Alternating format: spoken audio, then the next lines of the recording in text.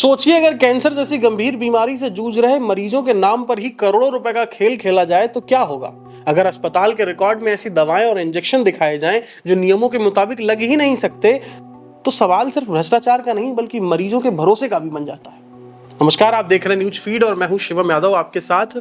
आज बात करेंगे उत्तर प्रदेश की राजधानी लखनऊ के सबसे बड़े सरकारी मेडिकल संस्थानों में से एक किंग जॉर्ज मेडिकल यूनिवर्सिटी यानी KGMU, जहां कैंसर मरीजों के इलाज के नाम पर करोड़ों रुपए के संभावित घोटाले की जांच शुरू होने के बाद स्वास्थ्य व्यवस्था पर गंभीर सवाल खड़े हो गए हैं। मीडिया रिपोर्ट्स के मुताबिक ये जो मामला है वो KGMU के यूरोलॉजी विभाग से जुड़ा हुआ है। यहाँ गरीब और गंभीर मरीजों के लिए चलाई जाने वाली असाध्य रोग योजना के तहत महंगी कैंसर दवाओं और इंजेक्शनों की खरीद तथा इस्तेमाल में भारी अनियमितताओं की आशंका जताई गई।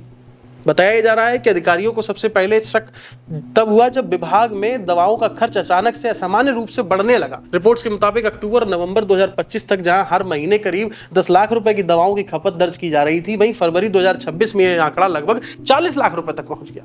इसके बाद मार्च में खर्च और बढ़ गया। अचानक से हुए इस उछाल ने प्रशासन को जांच के लिए मजबूर कर दिया। जांच के दौरान जो शुरुआती बातें सामने आई उन्होंने अधिकारियों को और ज्यादा चौंका दिया।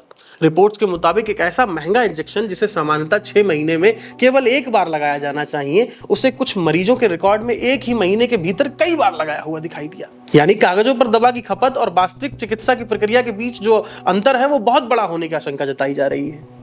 अगर यह आरोप सही साबित होता है तो सवाल यह उठता है कि आखिर मरीजों के नाम पर खरीदी गई दवाएं गई कहां? क्या रिकॉर्ड जो है वो फर्जी बना दिए गए थे? क्या सरकारी धन का गलत इस्तेमाल हो रहा था, या फिर सिस्टम के भीतर किसी संगठित नेटवर्क ने इस पूरी प्रक्रिया का फायदा उठाया? रिपोर्ट्स में यह भी कहा गया है कि अस्पताल के नियमों के अनुसार महंगी दवाओं और इंजेक्शनों की खरीद, रिसीविंग और वितरण की एक तय प्रक्रिया होती है, लेकिन जांच में आशंका यह जताई गई कि कुछ मामलों में इन प्रक्रियाओं का सही तरीके से पालन नहीं किया गया। और यही वजह है कि अब दवा खरीद, स्टॉक रजिस्टर और मरीज के रिकॉर्ड तथा भुगतान से जुड़े दस्तावेजों की गहन जांच की जा रही है। मामले की गंभीरता को देखते हुए KGMU प्रशासन ने संबंधित बिलों और भुगतान पर रोक लगा दी है और पूरे प्रकरण की जांच के लिए उच्च स्तरीय समिति का गठन किया है। और यह समिति मरीजों के रिकॉर्ड, दवा वितरण और वित्तीय लेन देन की जांच करेगी। कुछ रिपोर्ट्स में यह भी दावा किया गया है कि संभावित वित्तीय अनियमितता का आकलन जो है वो करोड़ों रुपए तक पहुंच चुका है। हालांकि अंतिम सत्य रिपोर्ट आने के बाद ही आएगा कि क्या है, जांच रिपोर्ट होगी वो तभी पता चलेगा। लेकिन इस पूरे मामले का सबसे संवेदनशील जो पहलू जो है वो पैसा नहीं है।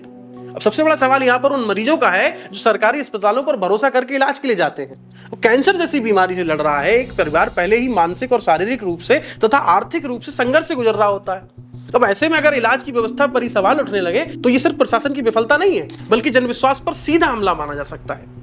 फिलहाल KGMU प्रशासन का यह कहना है कि मामले की जांच जारी है और दोषी पाए जाने वालों के खिलाफ कार्रवाई की जाएगी। जांच पूरी होने तक किसी को दोषी ठहराना उचित नहीं होगा, लेकिन शुरुआती खुलासों ने स्वास्थ्य व्यवस्था की पारदर्शिता और जवाबदेही को लेकर बड़ी बहस जरूर खड़ी कर दी है। अब सबकी नजर जांच की जो समिति है, जांच समिति है, उसकी रिपोर्ट पर है, क्योंकि सवाल सिर्फ करोड़ों रुपए का नहीं है, सवाल उन मरीजों का भी है जिनके नाम पर यह पूरा सिस्टम चल रहा था। अगर मरीज ही सुरक्षित नहीं है तो फिर स्वास्थ्य व्यवस्था पर भरोसा कैसे कायम रहेगा? आप क्या सोचते हैं? अपनी राय कमेंट करके जरूर बताइए। फिलहाल के लिए इतना ही। आप देख रहे थे न्यूज फीड और मैं हूं शिवम यादव आपके साथ। धन्यवाद।